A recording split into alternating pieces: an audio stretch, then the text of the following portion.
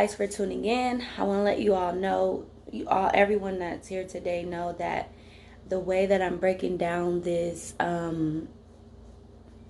series is I'm going through the quadrants. So I just did the first house Lord in the first, second, and third house. This is the first quadrant in the astrology natal chart, house chart. Now I'm going to move into the fourth, fifth, and sixth house.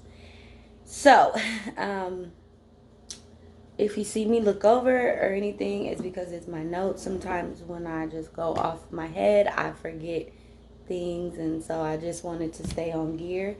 So I'm gonna go through the fourth first, then the fifth, and then the sixth. So what is it? How do you know if you have your first house Lord in your fourth, fifth, or sixth house? Right. We're talking about the third quadrant, which deals with development of self through working with others or through experiences with others. The first quadrant is the I am self development, and it's the area of life where one is seeing life, experiencing life, and developing their personal identity through um, the value systems, the neighborhood, the way that they're treated, their nourishment, their connection to their siblings, their parents, and all that. Whereas now it's talking about with the second quadrant, it's moving towards the truer, and so the relationships that people form and develop that further emphasize the development of self and how they interact with others, how they're taught to interact with others. That's the fourth house. Their expression, their self expression, their ego, their identity that is fully coming out, right? That's the fifth house. And then the sixth house is their connection and work with people. They're connecting with people on a work level, on a routine level, and the consistencies within their lives and routines that really shape and mold their identity. So remember, we're going to be discussing how the first house Lord uh, is what's the word I wanted to use? Occupying the fourth, fifth, and sixth house. So what we're doing is we're really focusing on the first house occupying, the first house Lord occupying these different houses. So it will be different if the fourth house Lord was occupying the first house, right? So, yeah, another disclaimer that I want to say is a lot of people, they don't like to use the Aquarius, Scorpio, or what's that, the Pisces for their higher octave planet, which is Uranus, Neptune, and Pluto. So me personally, I do utilize those house lords.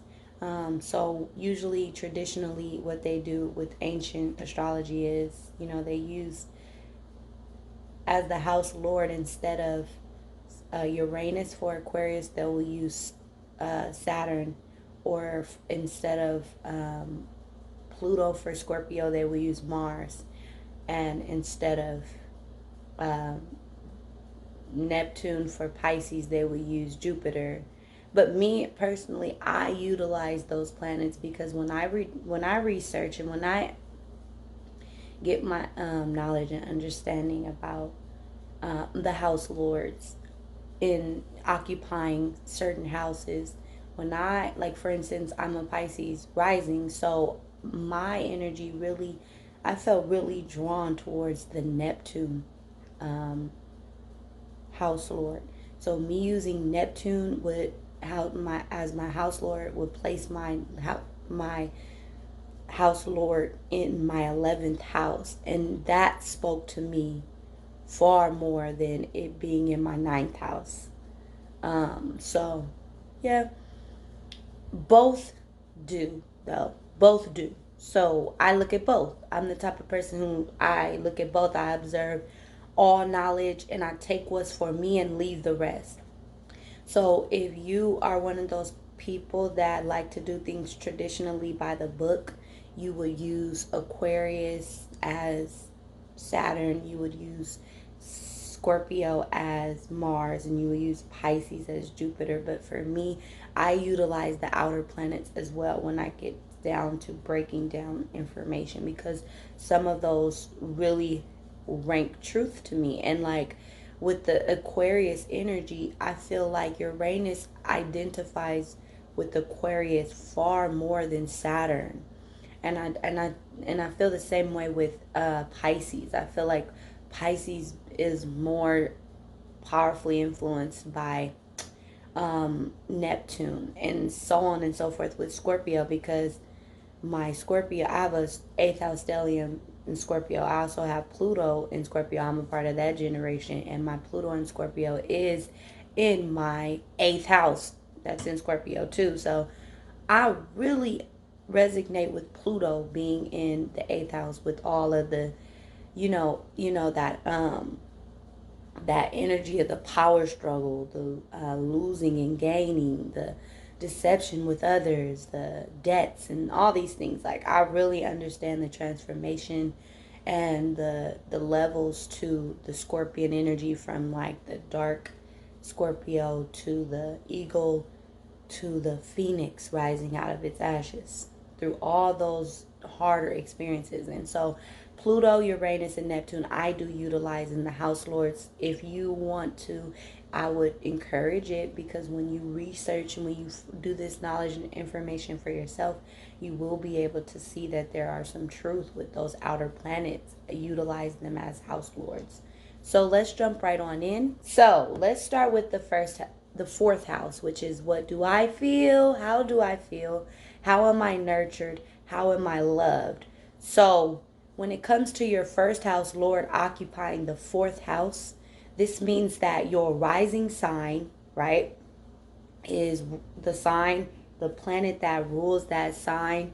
Whether it be Aries, it will be Mars. If it's Scorpio, it will be Mars and Pluto. If it's, so on and so forth. You look at for those planets now. If they're occupying your fourth house, it will have an influence over your personality. So people that, I'm going to give a generic, basically interpretation of the first house lord occupying the fourth house, but then I'm going to go into the planets. So that will require me to kind of look at my notes here. Okay, so yeah, so first and foremost, the first house is your personal development. It's who I am, it's who I'm becoming. So instead of it working through the quadrant of the first house, which is, comfortable for it, it's moving into actually developing your personal identity through your fourth house experiences. So the fourth house is your family, your roots, your traditions, your home environment. It's the way you're nurtured, loved, and it deals with the mother, the connection to the mother figure. And so your personality will be developed through the roots connecting with your mother figure and feelings that were acknowledged or not acknowledged. So remember, like I say, there's the debilitated people, there's the people that have a lot of hard aspects, strong conjunctions, unfavorably oppositions, even squares that can give these people a very harsh upbringing to develop things about their personality that you will be able to see. Like, people can sense your personality, your aura, your first house energy. This is your rising sign. So people will be able to sense some childhood wounds through the way that you express yourself, because it is your personality ultimately. Yeah, you may lack the love of nurturing, or you may gain the love or nurturing in your early childhood experiences. So yeah, it looks different for both people, right? People that are born in certain time eras, right? Like, for instance, in my generation, there were a lot of people born into families that were broken due to abuse, substance abuse, and due to what is it? The like a lot of broken families. So, and it does depend on your background, your race, your ethnicity. Why? Because things happen generally in certain ethnic groups during certain time periods. And remember, the fourth house deals with your homeland. It deals with your roots. Okay, it deals with um, your ethnical background. Right. It deals with your genealogy. Okay, it really gets that deep when you're understanding the fourth house. So these people are, in a sense, products of their generations. Okay, the time in which they were born, their personality will really um, be defined on the state of being in early childhood. Okay, I put a very strong focus on that because of course there are stages and grace periods of life where you're really young, then you move into your adolescent, even to your adulthood. So you, these first house lords in the fourth house, their personality is being influenced from their upbringing, their roots, their ethnical background. Okay, and it really has a very strong influence to the mother figure, like I said before. So how they are nurtured will impact their grace, their style, the way they carry themselves, the way that they're nurtured, the way that they were responded to.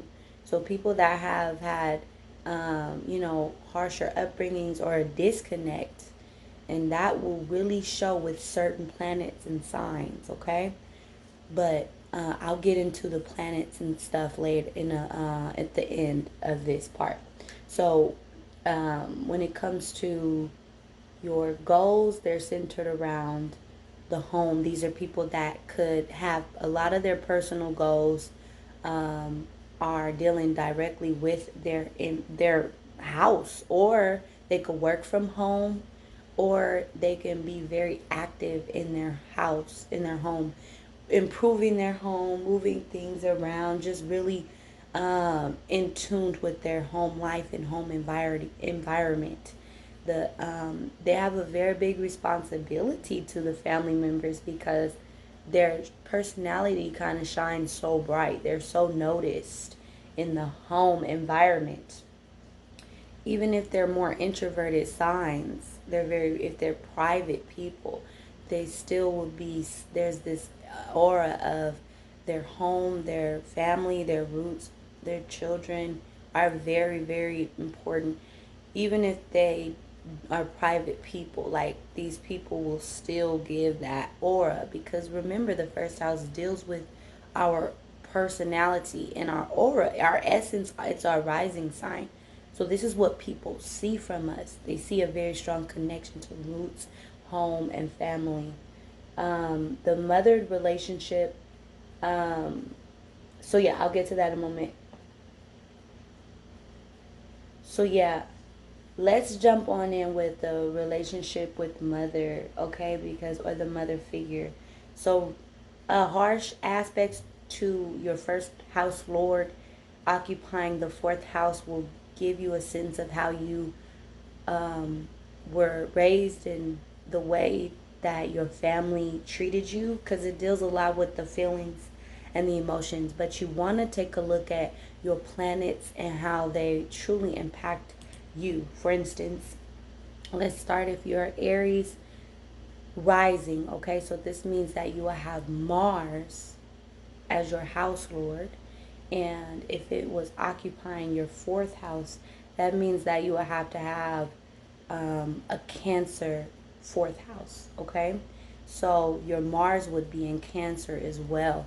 So these people could have had very challenging relationships with their mother, and it could have been very difficult for them to be able to truly experience a deep connection with mom, because any Cancer in Mars is debilitated. So these people, first house lords sitting in the fourth house, that have Mars, Cancer and Mars, these people really did not get the proper way in how to express their emotions um, in a way where it's not as reactive. It's more emotional outbursts. And this is the way that your mother could have treated you and taught you how to treat people. And so this can be a debilitation when it comes to your personality. People can see that you're moody at times, and that's really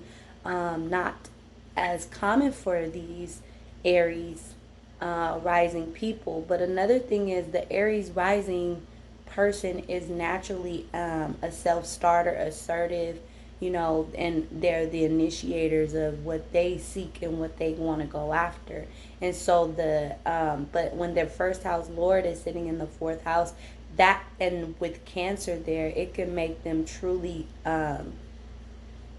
susceptible to strong outbursts, but not in an Aries way, more like in a Cancerian way, in an emotional way. And it could be a challenge. So you want to understand that.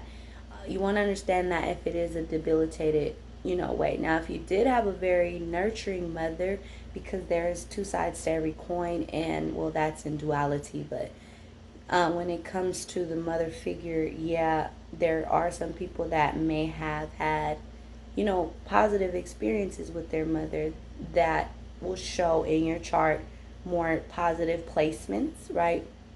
But ultimately, there's going to be some riffraff with the mother or mother figure, okay? Even because Mars deals with vehicles, so even like some type of road rage parent, I don't know, it can get really unique. And so yeah, so let's move on and to see if you have your Venus. Let's say you have Taurus or Libra. I'm going to do Taurus. Let's do Taurus and then I'll do Libra. So if you have a Venus rising, Venus rules the sign that is your rising. So that means that you have, let's start with Taurus. So Taurus rising would make your house lord Venus. That would make your Venus in the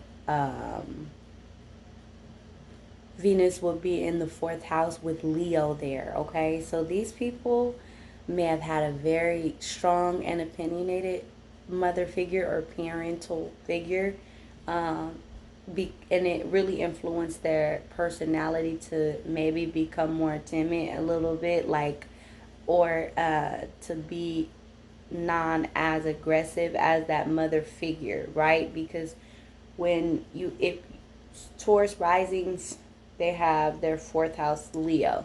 So this makes them extremely, their mother figure, your first house Lord, the mother figure influenced the personality of that chart holder to be Taurusan, like very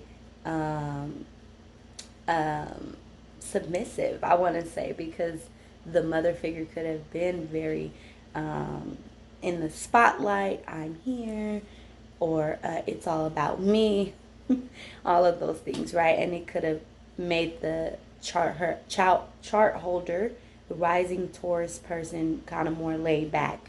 Now, on the flip side, it could have been a parent that was just very rude, not there, very self-centered, and just doing their own thing, doing things the way that they want to do it, right?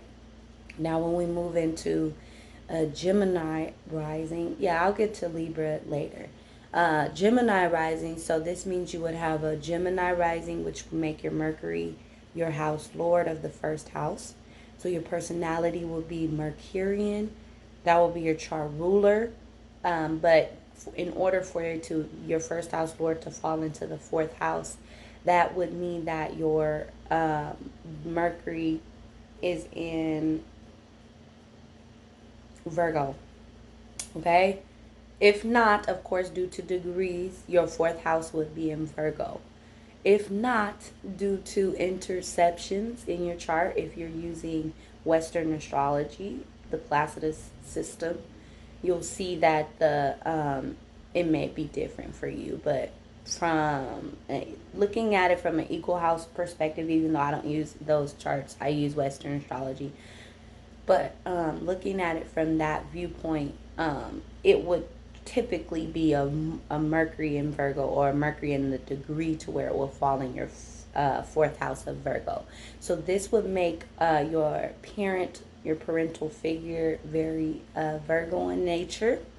That would stimulate a lot of curiosities in your personality and developing you to be a very mental and analytical person. So this Gemini rising with first house Lord in the fourth house person would have more of a Mercurian mind, where they want to understand the world around them and break things down. They may have had a very hands-on parent, a parent that showed them how to do things step by step, even if it wasn't with words.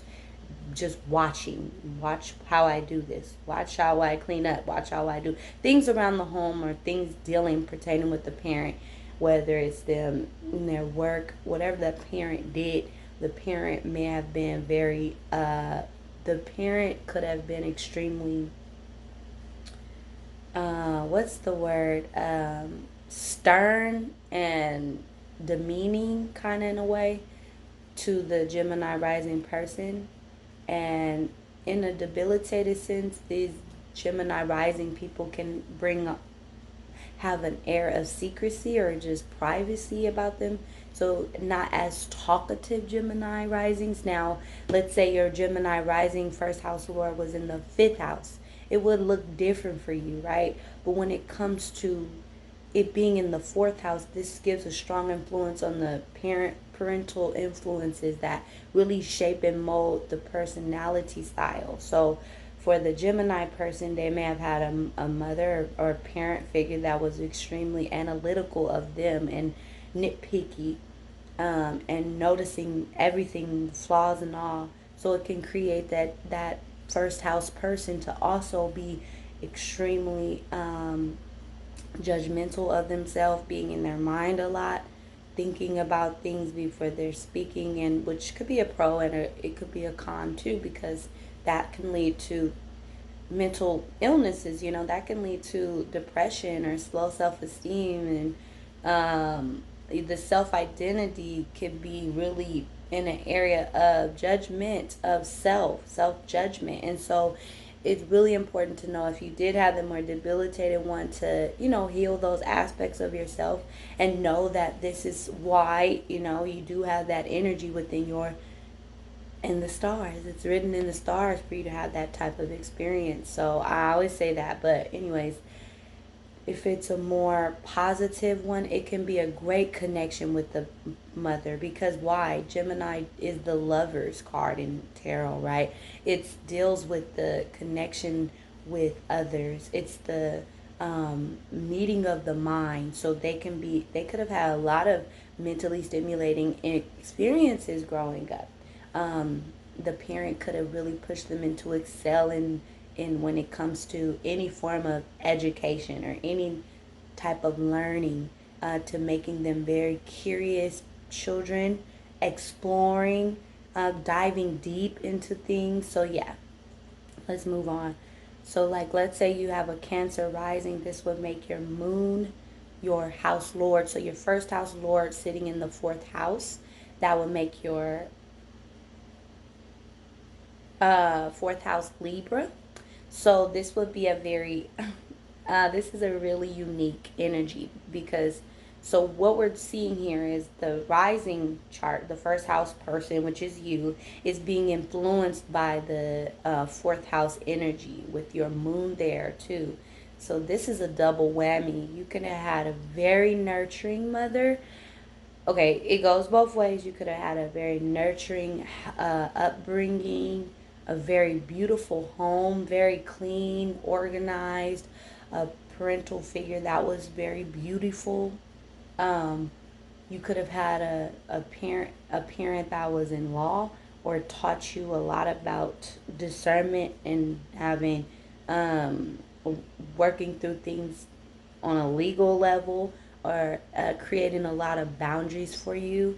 This parent could have nurtured you in a way where they created a lot of boundaries with you, talked to you about what are good and bad choices, and what really helped shape and mold your personality to be that Cancer protective person that you are. But another thing is, that could also point to a person who had a very diplomatic relationship with their mother, meaning, or their parental figure, the feminine energy in their life. They could have had problems with their mother that made them more um, protective of themselves and defensive. These first house Cancer people that have their first house Lord in the fourth house with a negative mother, or a mother that was a dark sided Libra energy, meaning she chose sides. She put people against each other in the home. So it really can get really interesting because it develops a person's character. And for this, if it was negative, it could really create a child who is very disconnected from their mother, has childhood wounds, who does not have good relationships with feminine energy, feminine people, like the feminine. And I only say that because I could be very basic and say with women, but yeah, with women, but with the feminine energy, just in its totality. But ultimately, these people will protect their self-image and their everything about themselves. You will see if you will see it in their personality, um, you will see their personality very protective of themselves. So let's move on to, if you have a Leo rising, so that means you will have your house lord as the sun. So Leo rising makes your house lord the sun, and if it's in your fourth house, so that means that your first house lord sun is sitting in the fourth house, which would be Scorpio. Okay, so these are going to be your highly spiritual teachers. Okay, so this could be for better or for worse as well, because remember, when we're talking about the energy of a first house lord in your fourth house, this means that your personality is really influenced by this type of person or this type of energy, your home life. So this will teach you, these Leo rising people will be privater than most. They will be highly attuned because of their home environment. It could have been a positive or negative, right? These Leo rising people could have had very harsher upbringings. They could have had a very scolding parent. If that parent was very dark sided, then it could have just messed the ego up of the Leo rising person, making them less confident, not shining as bright. But there's a flip to everything, remember. So the personality, they can be very devoted to home. These people could be very loyal to their family members and to their traditions, right? Always being at their family functions and things like that. Very devoted and committed to the ones that they love, the children that they grew up with. Their siblings are very important. Their children, when they grow older, are very important as well, because, and that's why I say it gets so deep in astrology. It's so much that I'm not even getting to. I'm really surface level right now. But ultimately, the Leo rising person will want to invoke this very dominant personality, because maybe that was the way that their parent figure was. Remember, Leo rising, first house sun occupying the fourth house would make your fourth house Scorpio. So that the home environment was very maybe private. It could have been very strong, powerful people, because Scorpio energy deals with power and dominancy. So it could have created a very dominant, strong, intense Leo personality with a very strong ego rooted with family loyalty, morality, and things of that nature. So it can look both ways, right? So let's move on to Virgo, and I'm at the half of the chart, meaning I have 6 more to go. Yay! And then we'll do the fifth house. So Virgo, if you have a Virgo rising, this will make your house lord Mercury, and that will make your Mercury, that means your Mercury will have to be in either Sagittarius or a very early degree Capricorn or very late degree Scorpio. So your Mercury will fall into your fourth house, and that would make you to um, be very vocal, and so these people could have had experiences that really taught them deep spirituality, deep occult information. These people could be um, very in tune with their femininity, and they it's something that they may be into: traveling, health. These people could have worked from home, been teachers. The parents could have been teachers at home, teaching the Virgo rising person a lot about themselves and philosophy, the world. And so this is a very unique Virgo rising person, because this person will be very in tune with um, just the realities of life in a different way, in a very unique way.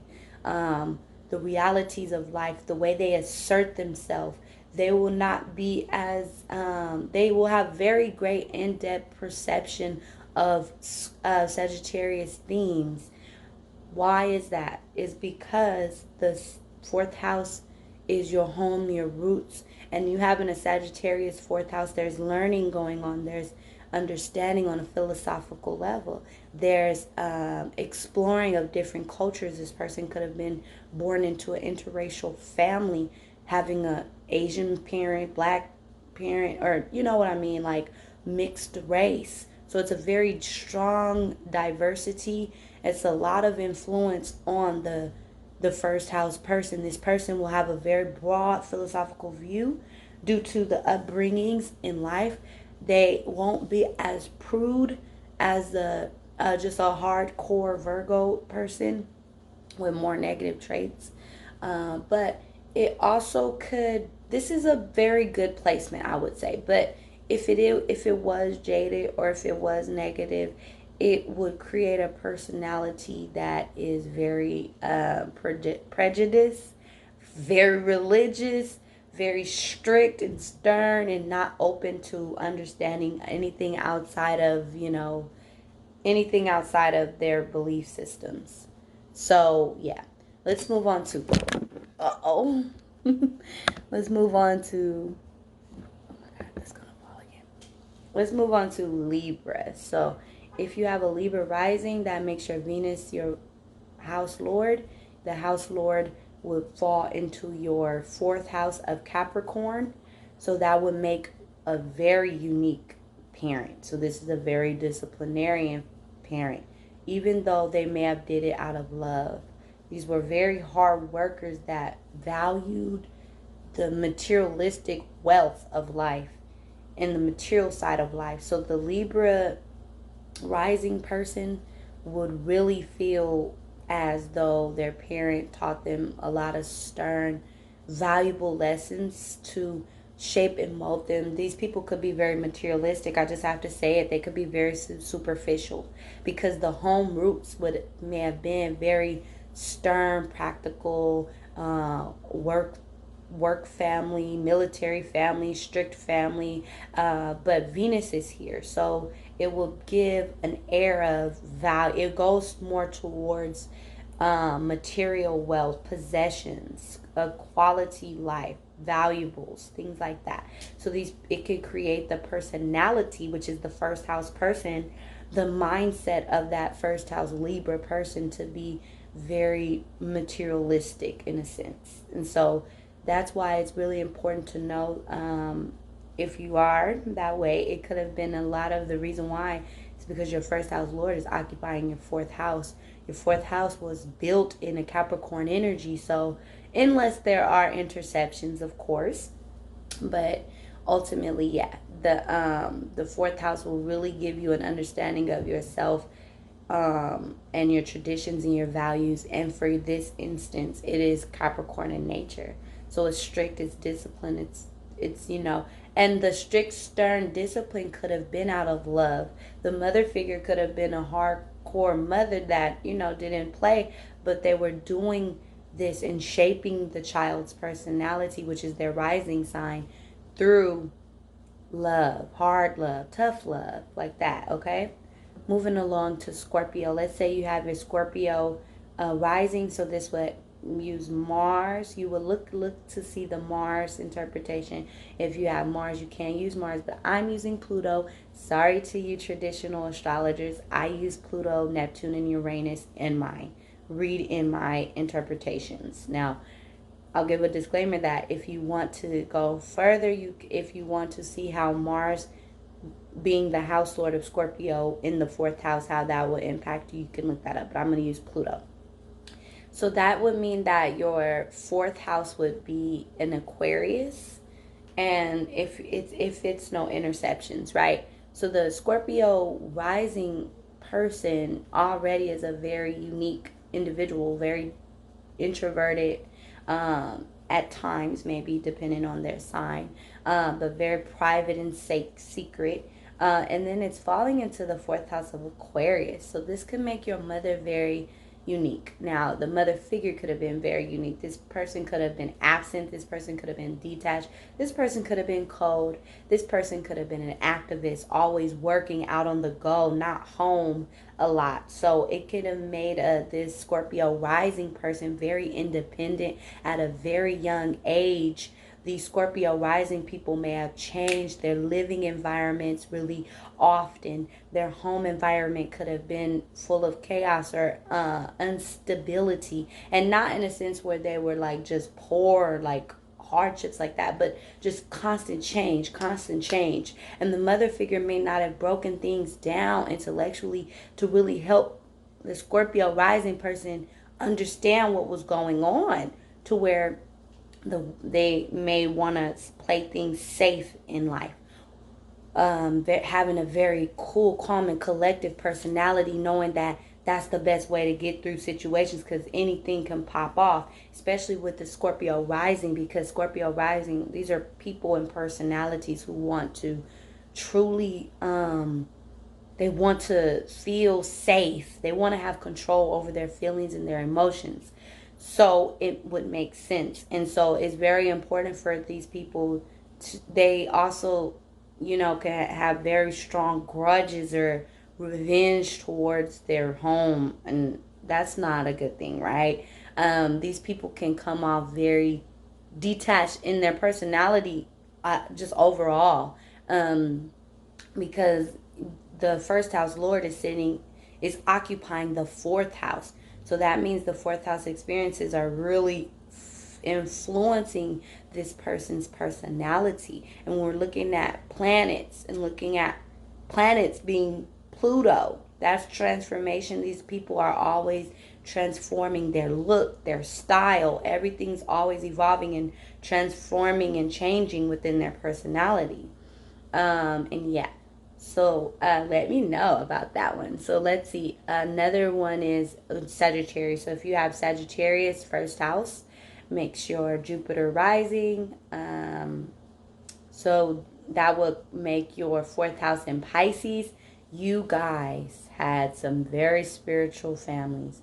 Very strange things may have happened. Very in tune with spirituality. These Sagittarius rising first house in the fourth house lords, they have a very strong connection with their mother, a very past life connection. They may have been born, feel like they've known their mother so many times. They may have to, is someone saving someone? There may have been a very savior-like energy. This Sagittarius rising person may have been very in tune with wanting to help the mother figure, wanting to help the mother figure evolve, grow, expand, or vice versa. The mother figure may have been very influential on the personality, the mindsets, the way that this person conducts themselves, the goals that they should go for themselves based on spiritual morals, okay?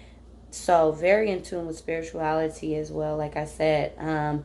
Capricorn rising. So if you have a Capricorn rising, sorry, I gotta take off this. It helps with posture and all that other stuff, but I gotta take it off.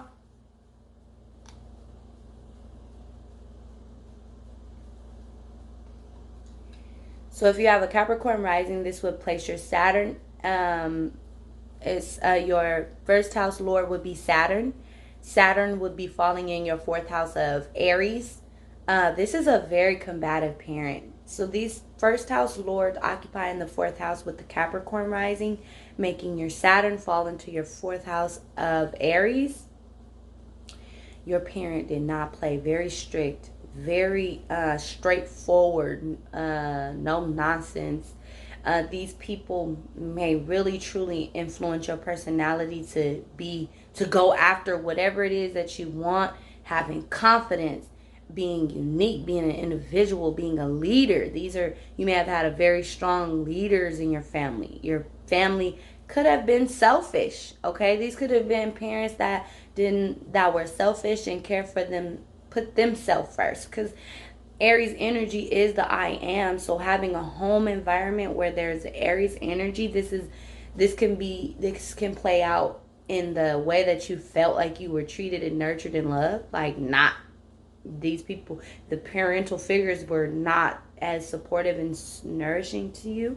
And anywhere Capricorn and Saturn is, it's like a evolved soul. It's like a soul that wants to experience its life in a very strict, stern way, because they need these experiences to teach them the stability and self-control and the focus and being able to discipline their personality. These people are very disciplined and they're very leaders oriented.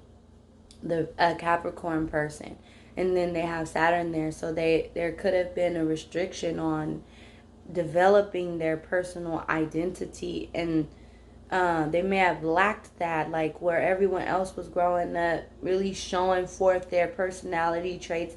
The Capricorn rising with Saturn here may find a disconnect or challenging to be able to connect with themselves, like their personal self. Always wanting to do the right thing and show that they're doing right. These people, this is another placement that could be very challenged with the depression and things due to the home environment. But also the home environment could have been an experience that helps you to become a very strong, independent person that shows through your personality traits. Next is if you have an Aquarius rising, that will place your Taurus fourth house. So these are very eccentric, unique people that go. I knew that was going to happen again. That have a home. Oh my God. I'm just like, I'm feeling so tight. Like, because if I bump this, that's going to fall. And I'm just. So yeah. These Aquarius rising people have Taurus in their fourth house. So this means that their mother figure, their home environment may have been extremely... Wait, so Aquarius, that means that they have Uranus there. Okay. So Uranus in the fourth house, or Saturn in the fourth house with Aquarius. So these people, okay, very unique parents, very their home life could have been very stable, but they could have had a very unique form of stability. Like they may have lived in a mobile home or something really strange and rare and unique and different. But ultimately, the Taurus fourth house with the Aquarius rising people, usually they come from very grounded roots, but they don't really like feel this connection to the home, and they need to really develop their personality through outside experiences or experiences with others, right? Usually the Aquarius rising people, they usually connect themselves to groups and associations to really help define their personality and their uniqueness and really learn how to stand out. So in the home, they may have very traditional upbringings, parents that are very unique but grounded, very practical in the way that they do things and the way that they love and treat their children. May have been to spoil them. These people could be spoiled. These people could have been probably, if not spoiled, just taken care of, well-rounded, and it also could have bring forth parents that are also very spiritual, self-righteous, A Taurus, stern parents can be very self-righteous, can be very influential, stern, and strict parents because they are ruled, dominated by this earth energy that is fixed. So they may have really have high hopes and high expectations for their for that Aquarius rising person. And then the Aquarius rising person is like, Mom, Dad, I'm not like you guys. I'm different. I could just imagine you Aquarius, Uranus rising, Uranus falling in your fourth house, or Saturn falling in your first house. First house Lord occupying the fourth house. Aquarius with that Taurus energy would be a person that's like, I know this is traditional. I know this is what everybody else do, but I want to do things different. I want to do things my way. So that makes a lot of sense, unless of course there's some interception there and you have like Gemini, Aries, or something like that. But anyways, I don't want to get off. So Pisces rising. So if you have a Pisces rising, which would make your Neptune, I work with Neptune, of course, but you could look at Neptune or Jupiter in the fourth house. This would make a person extremely communicative and aware of, very in tune with people, because Gemini would be in your fourth house, okay? So these people at a very young age may have been very disconnected from their parents. Their parental figures may have been extremely not helpful when it comes to developing the needs and wants of the Pisces rising person. The Pisces rising person may have really truly desired a parental figure that was there and that they can just be with and be in love with. But the Gemini household creates a very a Gemini household creates a very unbalanced household. So it makes these people very how could I explain it? Like lacking the need for their personal development. So they're always in their imagination. They're always in their mind trying to identify who they are through the jadedness of the people in the household, through the transformations of, not transformations on like a Scorpio level, but on a Gemini level. Like Gemini is ever changing. Things are always happening in the home. You're around a lot of different type of people. There's the good people, the bad people, the roots, the family that you come from could have been so unique and mixed that it could have been very challenging trying to develop a sense of self, because nobody's communicating with you. Everybody's talking fast and getting over on each other, and here goes this innocent Pisces rising person who may have felt very jaded because they may have lacked these emotional desires, emotional needs. The Pisces rising individual desires emotional needs to be fulfilled.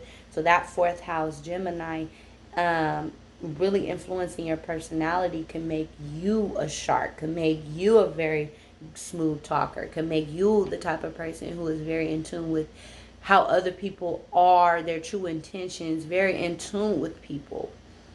Being able to connect with people, great listeners. These Pisces rising first house lords occupying the fourth house with Gemini, you guys are great listeners. You listen on a deeper level than people ever would imagine. And it really helps to shape and mold who you are and how you are. But who you are and how you are will be ever changing, because Gemini is just mutable, and so is your rising. It's very going with the flow. It's like you're ever changing, kind of like that Scorpio rising. They're always changing.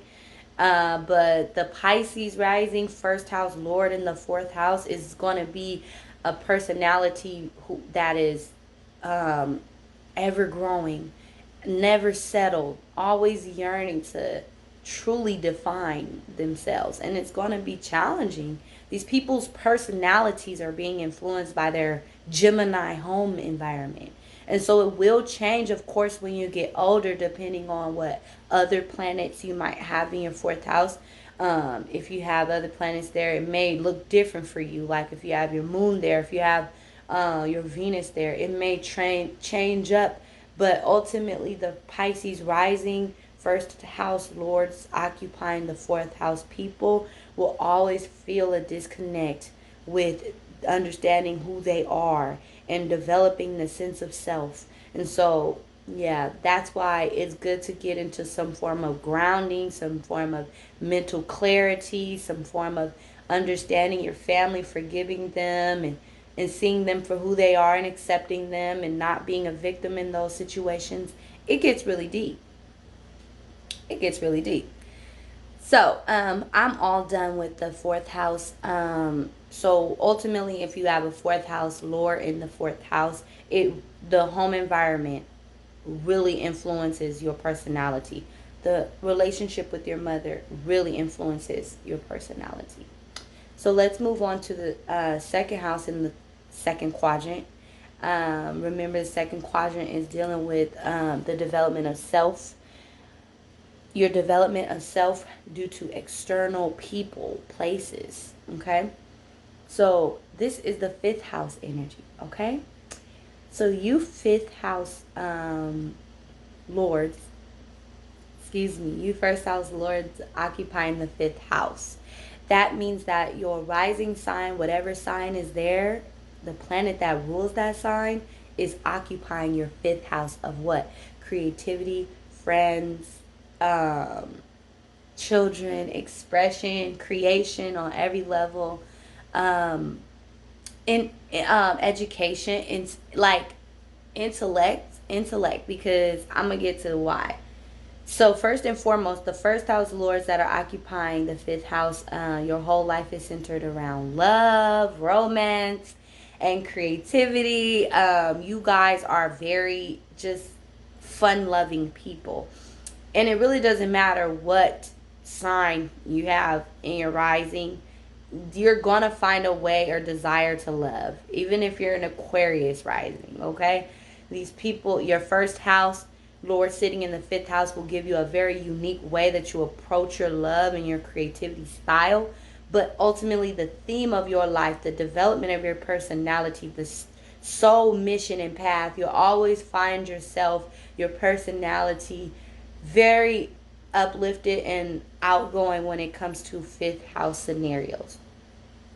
So yeah, you're pulled to express yourself outwardly and uniquely. These people are, they feel like they need to stand out, and they don't try to stand out. They just do. Because remember, this is your first house. It is your personality that is really being influenced by this fifth house energy. Okay, so that means your fifth house energy is going to really activate your awareness, your self identity. So experiences with, early childhood really, it really helped you when it comes to art class, when it comes to any form of expression. If you took theater, all of these things really developed your creative personality style.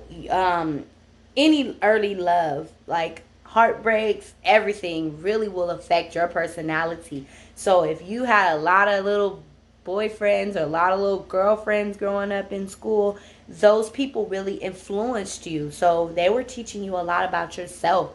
The environment, of course, that's more third house, but what's happening in the environment is the focus with the fifth house. So when, like, going to school is third house, but what you're doing at school, who is your friends, what, how did you express yourself, that is the fifth house energy. So your personality is truly developed through these type of experiences and these times of your life. And you are, these people could be very popular if they channel their energy. Depending on the debilitations, of course, you want to see if there's some strong conjunctions, if there's some strong squares, learning opportunities. But of course, if there's sextiles and trines, oh my God, just easy popularity, easy able ability to fit in, easy ability to attract people. Just a very lively love life. These are also people that, remember, it's your first house, so your personality might give vibes of like Rolling Stone, or like, a player vibes. You might have those player vibes, or them I'm not committing vibes, or like one night stand vibes. Like, you give off this fun for one night vibe. But you guys really just live for fun. You live for the experience. You live to have experiences. And when you do fall in love, that will be more your seventh house energy. But what will be the focus for you then is, of course, your children, your next creation. These first house Lord occupying the fifth house people really take, they, their personality is seen for the parent that they are. You guys are like the soccer moms or the dads that's cheering on their child at every game. These people have a very bubbly personality and can have a very close relationship with their children, and they can live with their children. They can love their children and live vicariously through their children and just be their child's best friend ultimately, like just wanting to do everything with their creation, because fifth house is creation and your children are your greatest creation, right? So another thing is, the personal goals are developed through your hidden talents. So fifth house deals with your talent, but it could be hidden. The personal goals is your first house. So you may be drawn to developing these talents and gifts that you need to master, that you want to just express. That will be your personal goal. So it will be in the form of whatever creativity that you know. Like, let's say these first house Lord occupying the fifth house people are really into music or really into art, really into theater, any form of expression. It could be even writing, literature. It can be anything that deals with creation, content creators, YouTubers. These people will, that will be their personal goals, and that because first house deals with your personal goals and your persona, and that's what develops you and gives you your identity, your ego, your self-esteem. So these people will fall head first into their goals and their dreams and their aspirations. Another thing is these people in early childhood, even on up to adulthood, are into politics. But I'm not talking about just like government politics. I'm talking about street politics. These people are in the mix, out the mix. They always want to help people organize their life, or make pacts with people and make deals with people. They're in the circles of people who know people. They're all around politicking, bargaining like, okay, if you do this, I'll do that. These are your first house lords occupying the fifth house. These are your gamblers. They'll be like, okay, I'm gonna go. Like they have this very strong energy to have fun. They have an itchy hand. They want to go get into something. They want to experience something very surface level, not like in depth. Inspector gadget type people, but more so like for the moment, like they feel an itch, they feel like, ooh, let me go out there, or oh, what they over there talking about, oh, I'm about to jump in now, what they talking about, okay, now you all in the mix, y'all making packs, y'all making deals, y'all agreeing to things, and it's a very fast paced energy. Another thing is they are into speculating about about things that are happening, the games. Okay, fifth house deals with games. So like fifth house energy deals with sports, and so these people could be gambling on sports. These people could be putting down money, like, okay, who you think gonna win, or it could be on a dark side as well. They could do a lot of small talk about stuff. That's where the speculation comes in, just to make the environment more lively and fun. Fifth house type energy.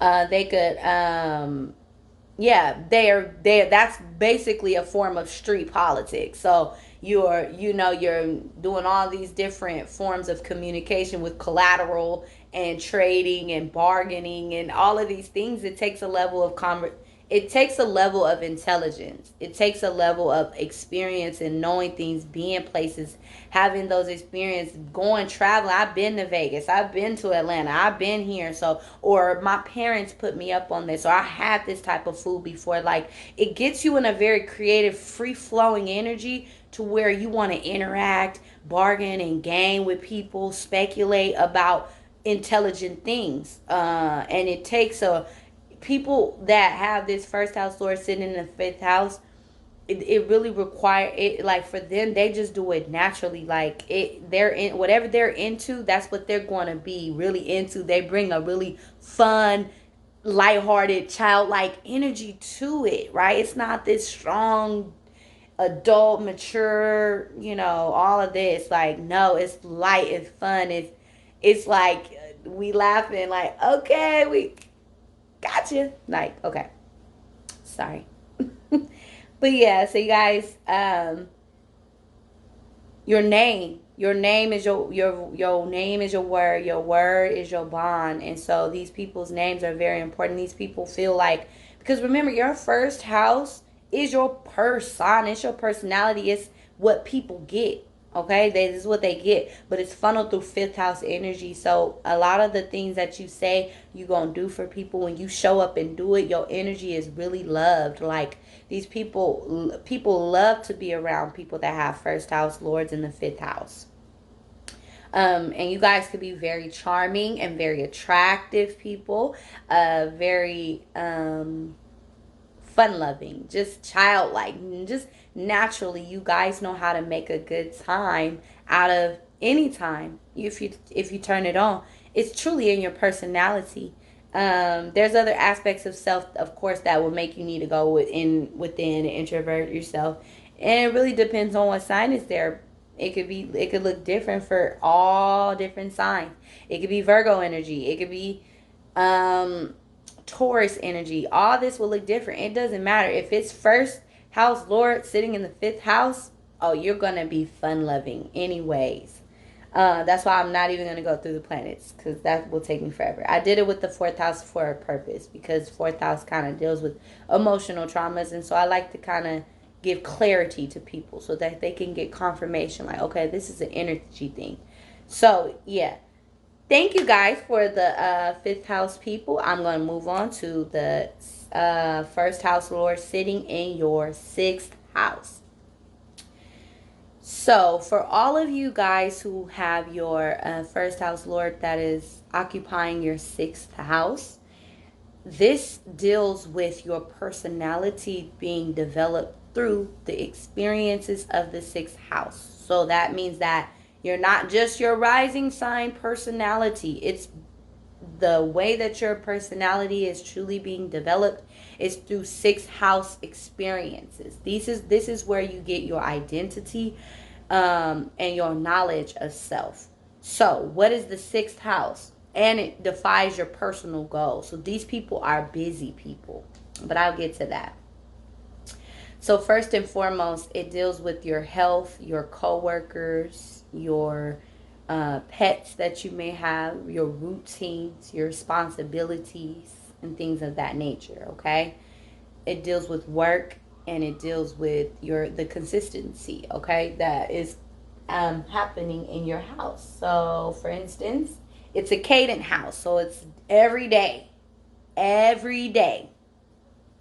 What does that mean? So that means that you guys are constantly developing your personality. You're always going through self identity awareness, and you guys can have very strong, unique personalities. When I say strong, I'm saying that because they're so set. Like, who you become over time is developed through the routines. It really impacts your identity. For instance, a person that doesn't have this first house lord occupying the sixth house, their routines won't truly impact their identity. Like me, I don't, my routines, I'm one way here, then when I do this, I'm a whole nother person, because my routines are not consistently a part of my identity. These people, it's kind of more challenging for them to switch up, like, who they are. Like, who they are is really what they, like, how people are totally different than the work they do. No, who they are at work, who they are at home, dealing with their loved ones, their pets, who they are on a daily basis, who they are when they go around their coworkers. This is who they are everywhere they are, because it's a constant house. It's a cadent house. It's something that's activated all day, every day. It's your routines. You're always tapped in tune with your routines, right? So this means that your personal goals will be, you will have a lot of personal goals. You will be constantly busy. There's a lot of things that you may be into as well. These people, because you're all, it's like a boredom of the mind. You needing to always be stimulated, and these people do things for others a lot. These people are known for the services that they do for people. And if they're not doing something, they could feel like they're not being productive. So these first house people, because remember the first house deals with your personality. So people see you as a very productive and very hardworking person. People, they see you as someone that is super kind and consistent and always on the go doing things, or always there, always, active. But it's important not to get taken advantage of, or your kindness for weakness energy, because people see you as a service to the world, service to them, service is a very important theme for you. It really builds the character within you. So the more productive you are, the more happy you are. The more that you gave out and did for others, the more you feel like you're aware of, you feel like you got a grip, you know what you're doing, and it's like you feel good, because your rising sign has a lot to do with your personality. It completely intertwines with your sun, moon, and rising. Your sun, moon, and rising, and they go together. So the more that your first house lord and the sixth house is kind of really truly doing those service experiences, is really helping your personality feel like it's like you're doing the right thing. These people need to feel like they're doing the right thing, because they could be really hard on themselves too. Your personality is in an area of work, so you're always working on yourself, you're always developing yourself, you're always focusing on yourself. Because another thing is, the sixth house is ruled by Virgo. Okay, so it really depends on what sign you have there. I mean, what you have there. So like, for instance, let's say you have a Aries rising, that would make your sixth house in Virgo. I should have done that like quicker, but so yeah, so that means that you gotta understand, that means that your Mars is in Virgo and it's boom in the sixth house. Excuse me. Excuse me. If you have a Taurus rising, that means that your Lord, the rising is the Lord. That means that the Taurus, if you have Taurus or Libra risings, that means Venus is going to be in your it's going to be your house lord. For Taurus, it will be in Libra. Wow. Sorry, it will be in Scorpio. So it will always be, whoa, that's some really deep stuff there. Okay. So yeah, I'm just looking at my wheel here so that I could, cuz if I had to, I could go through all of the house placements. For instance, let's say you're a Sagittarius rising. That means your house lord will be Jupiter. Okay, so Jupiter would have to be in for Sagittarius rising, Taurus. So that would make your sixth house, your Jupiter would fall into your sixth house of Taurus, which would make your first house lord, Jupiter, falling in the sixth house. So I could do it. I could break it down for everyone. That would take forever. You guys remember that movie Sandlot, where the little kids threw the ball over the fence, and the little dog was like he was a big mean dog. And the little kids was talking about the story and how they lost their ball forever. Yeah, forever. I'm not doing it. So yeah, but I might do it after the series. But in this video, I'm not gonna do that. So let's move on. So another thing is the sixth house, the first house lord occupying the sixth house. These people, it deals with your health a lot. Okay, so your health is a very important theme. If a person does have some debilitations to their sixth house, these people might always be sick. It depends on their the rising sign strength. If you have a more milder rising sign, like a Cancer rising, or like a Virgo rising, or these people could be prone to like getting sick or be hypochondriacs, where they're like always feeling like they're sick or things are dirty. They could feel like that, like anything could get them sick. But it could also be the flip side of that. These people could have very strong immune systems. It all depends on how your placements are, because the first house is your personality, and the sixth house in your persona, your physical body is what I'm trying to say. So the sixth house being of influence of health, so that first house lord in the sixth house will influence your body's health. It will. These people could have health issues that are seen, like people can see the problems you may have, like it could be on your physical physique, or you guys can be seen as a very strong in shape people. It looks different for everyone. It looks different for everyone. These people personally may love animals and may be like may have a lot of pets, and yeah, so you guys are very, I think I mentioned that. So you guys are very disciplined and very hardworking. That's a common theme for first house people in the sixth house. First house lords in the sixth house. These people are respected ultimately for their consistency. They're very consistent. These people could be rejuvenated a lot.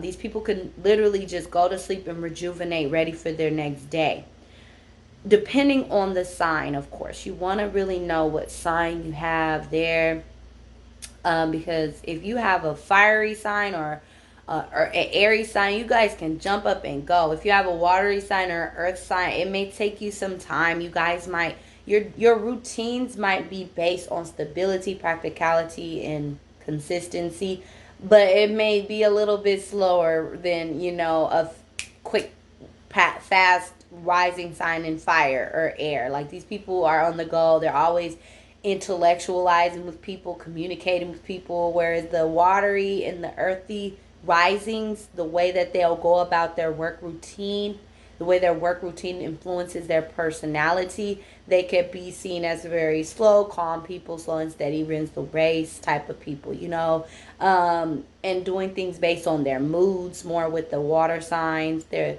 the first house lords and the sixth house water sign people. Their routines are really based upon how they feel. So it may take time for them to get things done, because they have to feel up for it. So yeah, your personality is developed through the obstacles that you experience. Because another thing is, the sixth house deals with your daily bread, like how you go about going after your work, getting your money, and your daily routine and lifestyle. Not just your 9 to 5, but also when you get off of work, your routine, your Saturdays, your Sundays, what you do, and a consistency, even hobbies to a certain degree. So, there's a lot of obstacles that are happening throughout the day, right? Things happen. So the obstacles that you experience really shape and mold your personality. So these people could be very flexible. It really depends. Like, flexible dealing with people, because they know how people are. And that's really for mutable signs. Now, if you have mutable rising sign that's occupying your sixth house, that means that you will have Pisces, Sagittarius, Virgo, or Gemini. These people will be able to go with the flow of people and run into obstacles and bend, but it can result in them being very, their response or their outburst being very angry. Like, they could really get angry, like, and really need time to go within and just be alone. Because mutable signs, they snap. I know Pisces rising, Sagittarius sun. So I know how being so flexible can make you need to just get away from everybody, right? Another thing is with the like more fixed signs. This is Scorpio, Taurus, um, Leo, and Aquarius. These people in their daily routines, the work that they know what they're going to do. They have their plan in motion. So don't come trying to change their routines. Like if this is what they have set out, they're not changing. They're not flexible. They're not doing that. Whereas the mutable signs, they could. The fixed signs, they like consistency. They're like regular. They like consistent motion. They like things where they are in charge. Their personality needs to feel like they're in charge of something, or they're really focused on something. Like it really depends on the individual fixed signs, but they need consistency in their routines.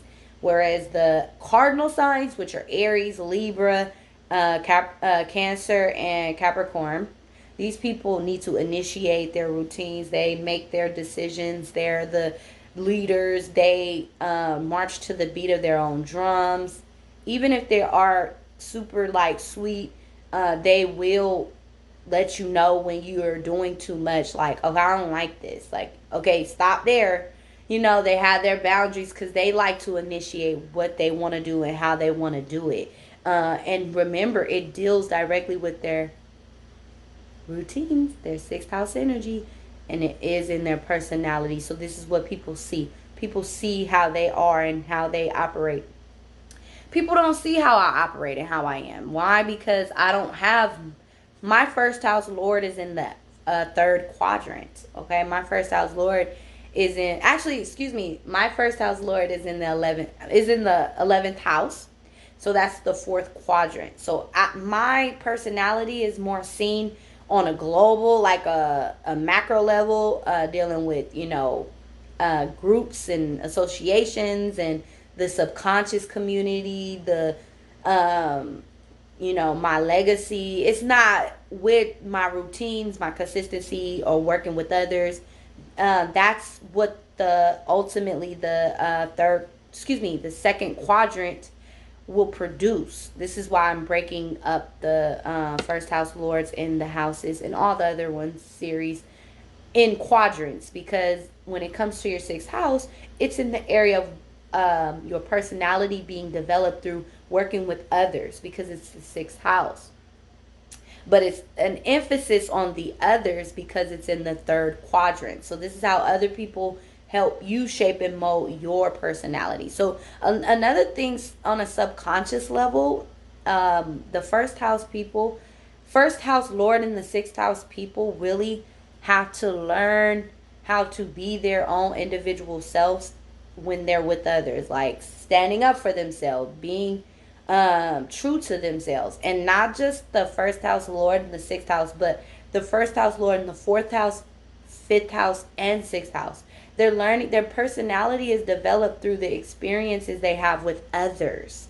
So really creating a strong self-awareness, a strong sense of self, a strong identity, going after your personal goals, your personal fitness, your health, your taking care of yourself is really influenced by the relationships you have with others, the experiences that you have with others. It really shapes, molds, and defines your persona, okay? So ultimately, I hope this information has been helpful for you guys. I'm going to be I'm going to be done with this first house lords through the houses series. Then I'll move into the second house lord. So look forward to see that video when I do start the second house lords. The second house lord occupying whatever house 1st through 12th. You want to look to see what is the sign of your second house. What is the planet that rules your second house, right? Then where does that planet sit? Just for purposes of the video, my second house is in Taurus. So that's Venus, right? Taurus is ruled by Venus. My Venus is in my 8th house.